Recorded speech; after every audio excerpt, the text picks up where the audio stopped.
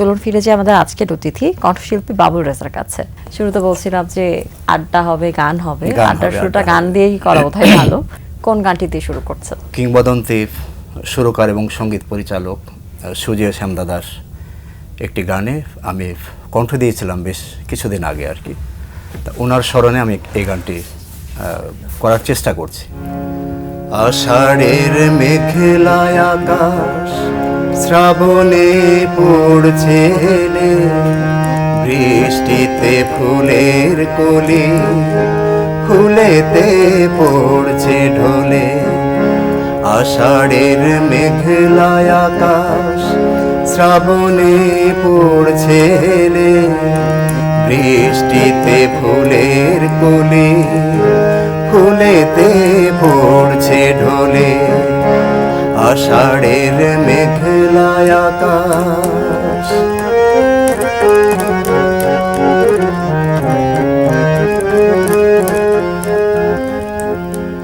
হাওয়ারা বইছে ধীরে মেঘেরা আকাশ জুড়ে, তুমি এলে লাগতো ভালো মনেরই কথা বলে। হাওয়ারা বইছে ধীরে মেঘেরা আকাশ জুড়ে, তুমি এলে লাগতো ভালো মনেরই কথা বলে। আষাঢ়ের মেঘলায় আকাশ শ্রাবণে পড়ছে হেলে, বৃষ্টিতে ফুলের কলি ফুলেতে পড়ছে ঢলে। আষাঢ়ের মেঘলায় আকাশ। গানটা তো এক কথায় অসাধারণ এবং গানের পেছনে যিনি কাজ করেছেন তিনি আমাদের সকলের প্রিয় একজন সুজেয় শ্যাম দাদা, শ্রদ্ধেয় সুজেয় শ্যাম। তাকেও আমরা এই আয়োজনে অনেকবার পেয়েছি। আচ্ছা আচ্ছা, খুব ভালো লাগলো গানটি শুনে এবং তাকে আমরা বিনম্র শ্রদ্ধার সাথে স্মরণ করছি। বাবুল ভাই, এবার একটু আপনার ব্যক্তি জীবনে ফিরতে চাই। ভালো যাচ্ছে, বিভিন্ন জায়গায় কাজ হচ্ছে, অডিওর কাজ হচ্ছে, টেলিভিশনের কাজ হচ্ছে, বেতারের কাজ হচ্ছে, সব কিছু মিলিয়ে যাচ্ছে আর কি। মোটামুটি স্টেজ হচ্ছে। এই যে নানান প্ল্যাটফর্মের কাজ, নানান প্ল্যাটফর্মে তো আসলে কাজের নানান রকম স্বস্তি আছে, নানান রকম ঝুঁকি ঝামেলাও আছে। আপনার কাছে কোন প্ল্যাটফর্মকে সব থেকে বেশি স্বস্তির মনে হয়? সব কাজকেই প্রায়োরিটি দিতে হবে। তো আমার কাছে যেটা মনে হয়, যখন আমি স্টেজে গান করি, সরাসরি গান করি, পাবলিক শ্রোতামণ্ডলী যখন সামনে থাকে, সুন্দর মতো নেয়, সেটাই তখন মানে নিজকে ধন্য মনে করি আর কি, নিজকে প্রাউড ফিল করি, খুব ভালো লাগে। শিল্পী হিসেবে যখন আপনি সরাসরি দর্শকদের সামনে পারফর্ম করছেন, তখন তো তাদের নানান রকম প্রতিক্রিয়াও দেখার সুযোগ হয়। শ্রুতিমধুর যে গানগুলো, এগুলো করার চেষ্টা করি, তারা এগুলোই রিকোয়েস্ট করে। মানে আমার গানও করতে পারে, আবার অন্য অন্য আর্টিস্টদের যারা কিংবদন্তি আছেন তাদেরও গান করেন, মানে আমাকে অনুরোধ করেন, তখন গাওয়ার চেষ্টা করি আর কি। আপনার বেড়ে ওঠার গল্পটা জানতে চাই। প্রাতিষ্ঠানিক তালিম নিয়েছিলাম একটু বড় হয়ে, তো ছোট থেকে খুব গান শুনতাম। তখন তো মাধ্যম বেতার এবং টেলিভিশন, এই দুটোই ছিল। তো ভালো ভালো শিল্পীদের গান শুনেই মানে সেটা কেন্দ্র করে গানের ঝোঁকটা বাড়ে আর কি। পরিবারের সবার আসলে সাপোর্ট কেমন ছিল? তারা কিভাবে? পরিবারের সাপোর্ট, আমার মা আছেন, ওনার সাপোর্ট সবচেয়ে বেশি। তা আমি এখন এই অবস্থায় এসে আমি ধন্য মনে করছি যে নিজেকে মোটামুটিভাবে আমি চতুর্দিকে তুলে ধরতে পেরেছি আর কি। যখন গান করছেন তখন তো পরিবারের সবাই দেখেন, তাদেরও একটা অন্যরকম আনন্দ কাজ করে নিঃসন্দেহে। নিঃসন্দেহে কাজ করে। গানগুলো ভালো হচ্ছে কিনা বা কোথাও আরেকটু ভালো করা দরকার, এই বিষয়ে পরামর্শ বা সমালোচনা করেন? হ্যাঁ, সমালোচনা আমার ওয়াইফ করে। আচ্ছা, কোনো গান কোনো প্রোগ্রামে রেকর্ড করে আসলাম, পরে প্রচার হলো, তো হয়তো বললো যে তোমার এই জায়গাটা খুব ভালো হয়েছে। আর মানে যেগুলো মৌলিক গান আর কি, বলে এই জায়গাটা তোমার বোধহয় আর একটু ভালো করলে মানে ভালো হতো আর কি। তো চেষ্টা চালিয়ে যাচ্ছি। তিনিও কি গানের মানুষ? না, তিনি গানের মানুষ না, তিনি অ্যাকচুয়ালি গভর্নমেন্ট কলেজের টিচার আর কি, অ্যাসিস্ট্যান্ট প্রফেসর। একজন সমালোচনা করছে বা একজন আরো অনেক উৎসাহ দিচ্ছে, বলছে যে এই জায়গাটা একটু ভালো করতে হবে, সব মিলিয়ে তো নিঃসন্দেহে পারিবারিক আবহাওয়াটা এখন আরো শক্ত হয়েছে গানের জন্য। হ্যাঁ হ্যাঁ, নিঃসন্দেহে। আরেকটি কথা বলছিলেন যে অনেক সময় অনেক শিল্পীদের গানের অনুরোধ থাকে আপনার কাছে দর্শকদের মাঝ থেকে, আপনার প্রিয় শিল্পী কারা সেটা একটু জানতে চাই। সকলেরই গান শুনি, তার মধ্যে প্রিয় শিল্পী বাংলাদেশের নিয়াজ মাহমুদ চৌধুরী, সুবীর নন্দী, সৈয়দ আব্দুল হাদি। এই পর্যন্ত মৌলিক গান করা হয়েছে কতটি? অগণিত মৌলিক গান করেছি। আমার অ্যালবাম, সলো অ্যালবাম ছিল 4-5টি আর কি, মিক্সড অ্যালবামে গান ছিল। আর বাংলাদেশ বেতার টেলিভিশন গত দীর্ঘ 25 বছর থেকে আমার প্রচুর গান কালেকশনে আছে। এই মুহূর্তে আপনার একটি মৌলিক গান শুনতে চাই, কোন গানটি শোনাবেন? কথা লিখেছেন লালন লোহানী এবং সুর দিয়েছেন প্রখ্যাত নাজির মাহমুদ। না না রে না, না রে না, না রে না, না রে না।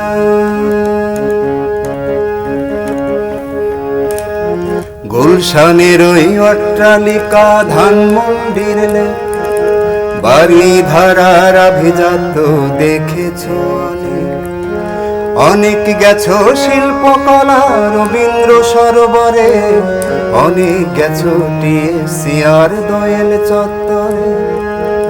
এবার বন্ধু চলো তুমি, এবার বন্ধু চলো, এবার বন্ধু চলো তুমি একটু সময় করে, মাঝের গানে নদী যেথায় ছল ছলা ছল করে রে, ছল ছলা ছল করে, ছল ছলা ছল করে রে, ছল ছলা ছল করে।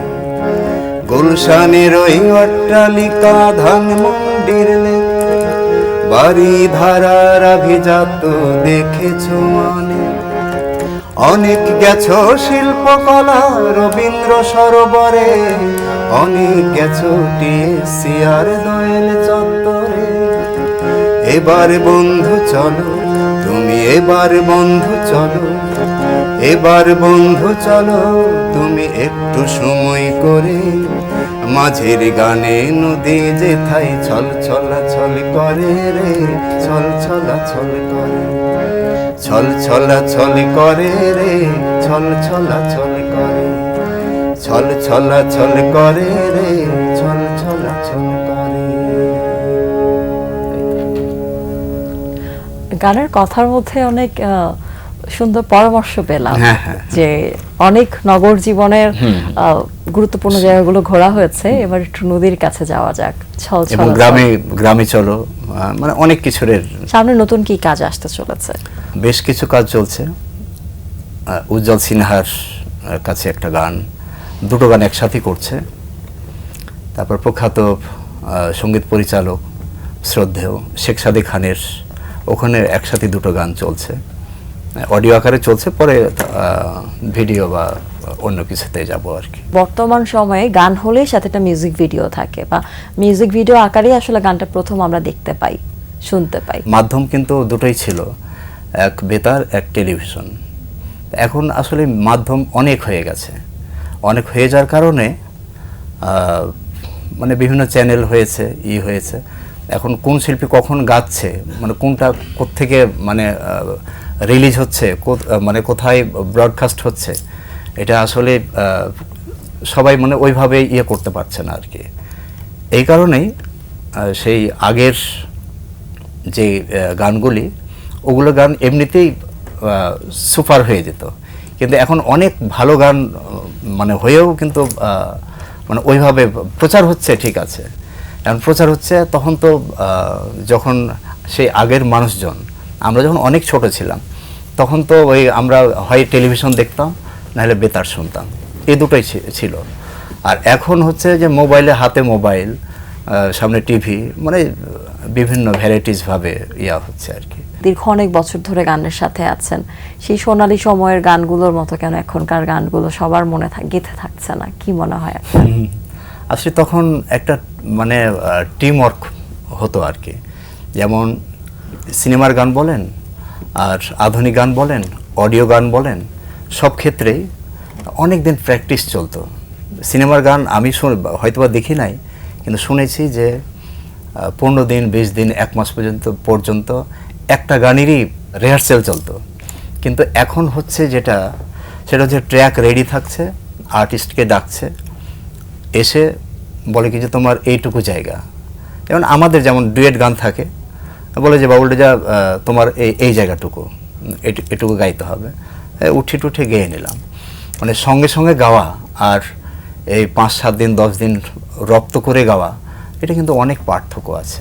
বাবুল ভাই, আপনি তো শুধু গান গেয়েই যেতে চান, গান নিয়ে স্বপ্ন আপনার একটাই, গানই আপনার স্বপ্নের জায়গা, সাধনার জায়গা। জি, জি।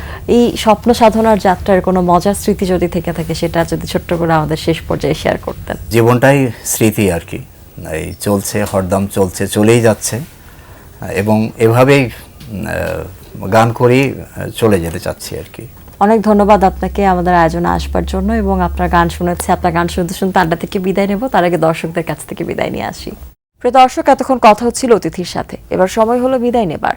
আমাদের অনুষ্ঠান সম্পর্কে আপনার যে কোনো মতামত, পরামর্শ জানাতে লিখুন এই ঠিকানায়। প্রযোজক দিন প্রতিদিন, বাংলাভিশন, নূর টাওয়ার, 110 বৃহত্তম CR Dutta road, Dhaka 1205। Phone 96320303-4। আমাদের ইমেল অ্যাড্রেস dinprotidin@banglavision.tv। মার্কিন রাষ্ট্রবিজ্ঞানী টমাস পেইনের একটি উক্তি বলে বিদায় নেব আজ। তিনি বলেছেন, পরের প্রজন্মের জন্য পরিকল্পনা করার সময় আমাদের মনে রাখা উচিত যে সদ্গুণ বংশানুক্রমিক হয় না। প্রিয় দর্শক, সবাই ভালো থাকুন, সুস্থ ও সুন্দর থাকুন। আচ্ছা, 8টা দিন সবার জন্য শুভ ও কল্যাণময় হোক। এবারে গান। এই রাত নিঝুম চোখে নেই ঘুম, এই গানটি করব। গীতিকবি শফিউদ্দিন শিকদার, সুরকার মোহাম্মদ ইসহাক। এটিও আমার একটি মৌলিক গান।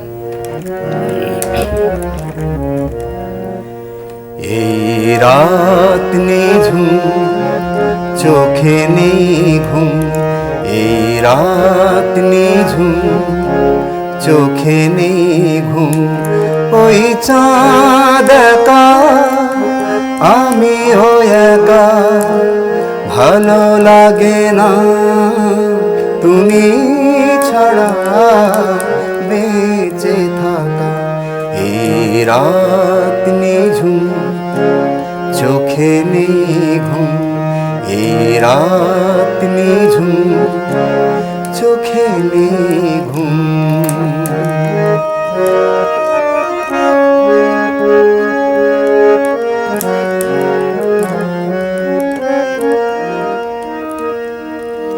শিশির সিক্ত এই মাধবী ক্ষণে আজ বারবার তোমাকে পড়ছে মনে, নিশুতি রাতে এই নির্জনতা ঝিঝিদের সুরে লাগে ব্যাকুলতা, আলোর দেয়ালি জালে রাতের জোনাক, দুজনার পথ আঁকা বাঁকা আঁকা বাঁকা।